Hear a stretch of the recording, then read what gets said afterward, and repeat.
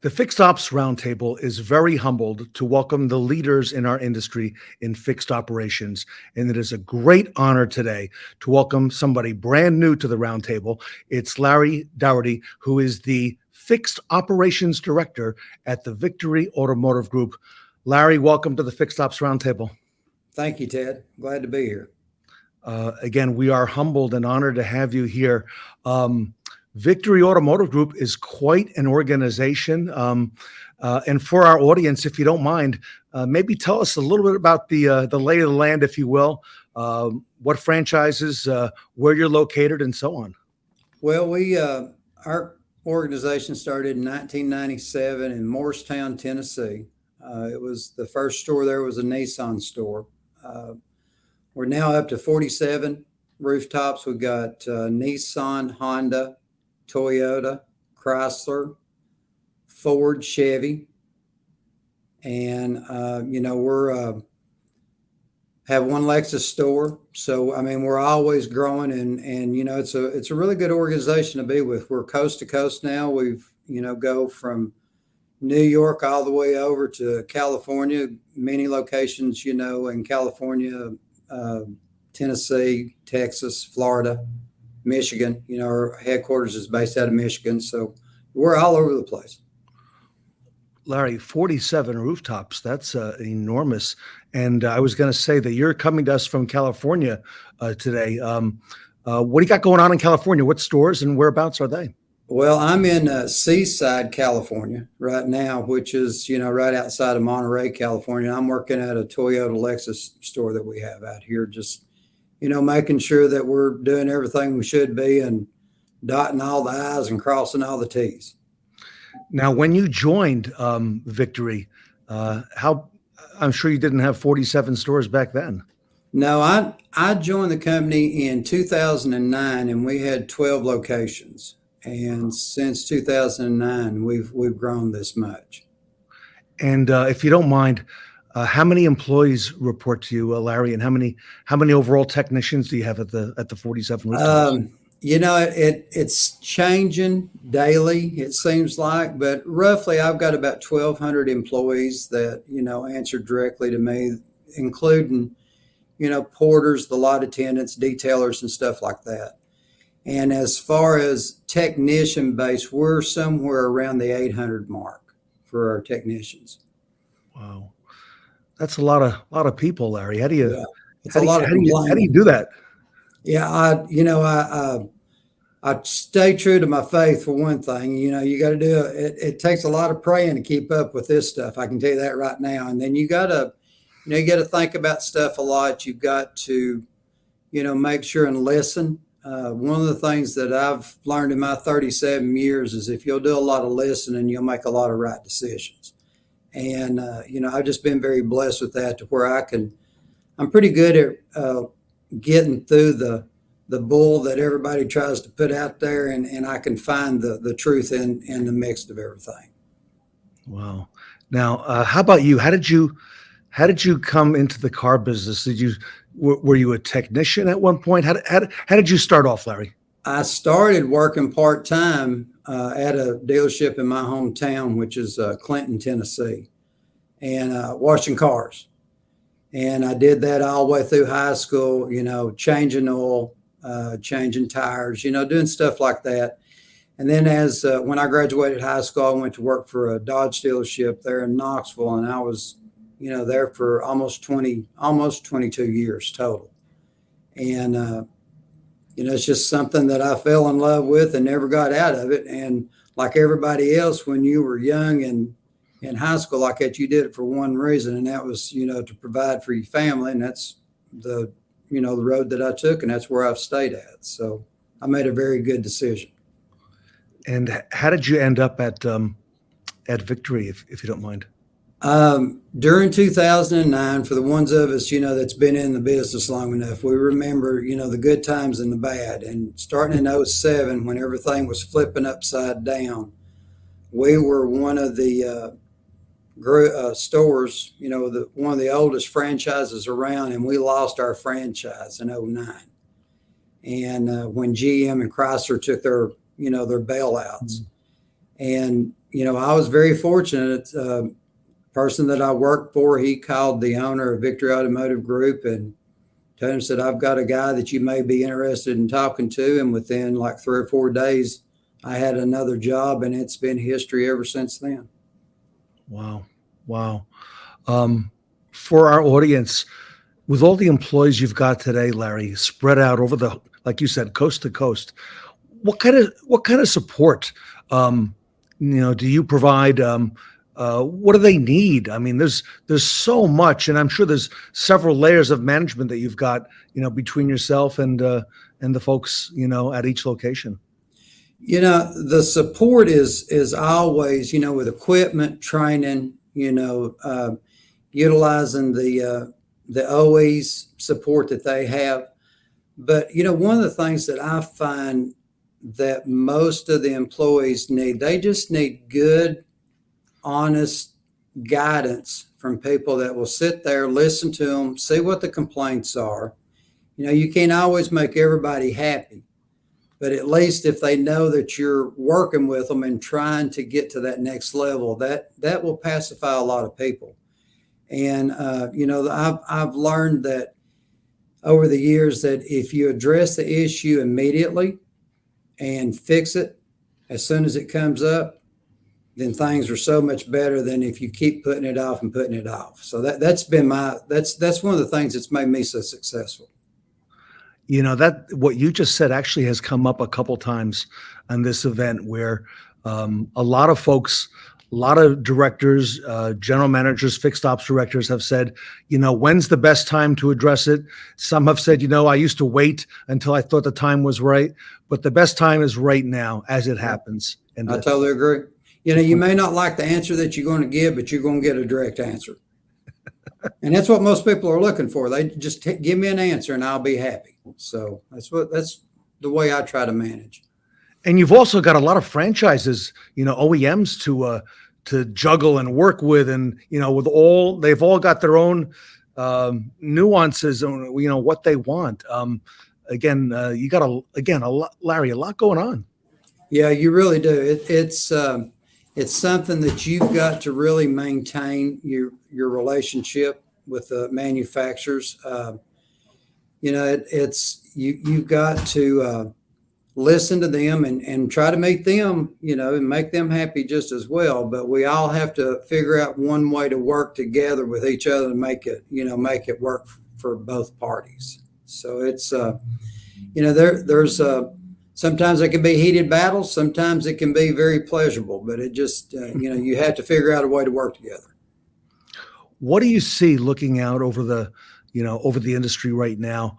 There's been a lot of talk about customer retention being, one of the dominant things we got to focus on. What are your thoughts right now? Here we are in the middle of May, 2022. What are some of the things that we need to be focused on as an industry, in your opinion? It's always customer retention. In my world, I call it CSI. That's what we always talked about when you were with Dodge. It was CSI. And the one thing that I've learned is if your employees are happy, if your service advisor, your management staff, the technicians, if they're happy, your customers are going to be happy. But you've got to have, you got to give the same message to everybody. And the one thing that I work with is like, I've got some regional guys that, live at, for example, like live in California or live in Michigan. And I try to get them to understand what I'm expecting. And then when we all understand what I expect, then we're able to filter out into the store level. And as long as everybody has got the same end goal, then we can make things happen. But your CSI is only as good as the people that you've got working for you. And your customer retention is the same way. And especially, in the world today where things are getting more expensive, people don't care to pay the price as long as they get the service that goes along with the price. Yeah, you're right. In fact, earlier today, Tully Williams, who is the fixed ops director in Sacramento at the Nilo group, Nilo company, said that CSI stands for Customer Supplies Income. And he always reminds his people of that as well. So That's right. He's exactly right. now you've got a great partnership with BG products, and I know you use BG in your stores. Tell us a little bit about that. What brought you to BG, and what the relationship is that you've got with BG. I've actually been doing business with BG since probably the early 90s, and at the store that I worked at in Knoxville. And when I took this role on as fixed operations director, I reached out, to Darren and Kent Patterson and some of the guys with BG, and I said, I know what I had at my store, and I want to implement this, with Victory. And it's just been a blessing. I mean, there's not, in my opinion, there's not another company out there that's got a better warranty on their products. They provide you with more than enough training. All you got to do is pick the phone up, call somebody, and they'll be there, not in weeks and months, in days. They will be there, and they will stay and train and retrain. Anytime we have new technicians or new service advisors, they send their people out to train them how to do the services in the service, in the shop, or train the new advisors. And it's a daily interaction with me and BG. I'm talking to somebody with BG every single day. Wow. Wow. And the level of support that you get, you mentioned, I know they've got multiple things available, not just on the training side, but also, with the menus and the technology. Do you take advantage of some of those things as well? Oh, absolutely. Yeah, they call it their VMA menu presentation, Okay, yes. and it's all electronic. And one of the things that, I like being able to set the menus up to what I want them to be.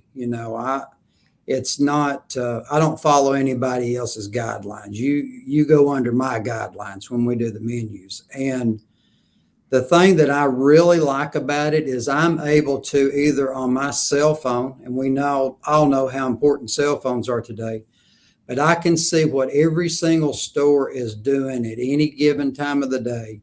I don't have to rely on calling the manager and asking them how many menus they sold and stuff like that.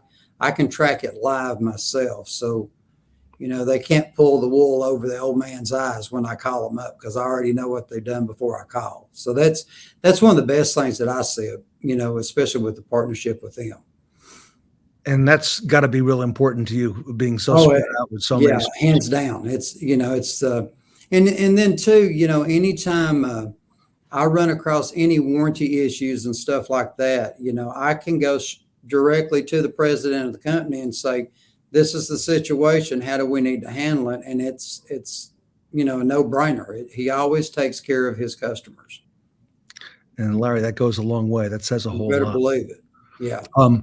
Our industry, they say, is one of basics, and we're about to go through. We've went through a lot of change in the last 2 years, but we're about to go through a lot more change in the next few years. And I want to get your feelings on that, your thoughts. There's been a lot of talk now about this EV investment. A lot of dealers are investing in things like the rapid chargers and mobile service. What are your thoughts on a lot of these things that are now, a big part of the discussion? And I know you're in California, and I know there's a lot more EVs in California than other parts of the country.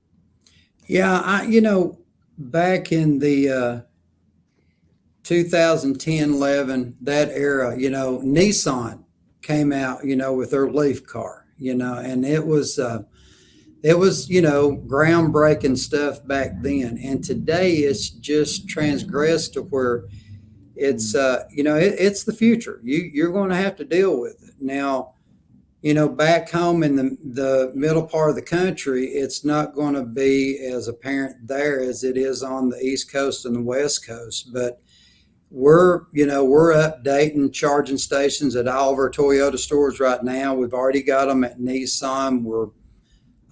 Some of our Ford stores have them already. I've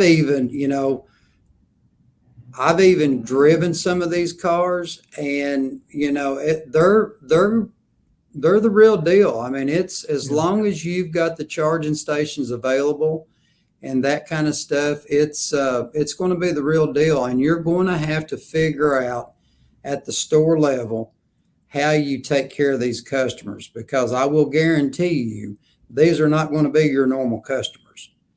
And it's just the upkeep on the cars are going to be totally different.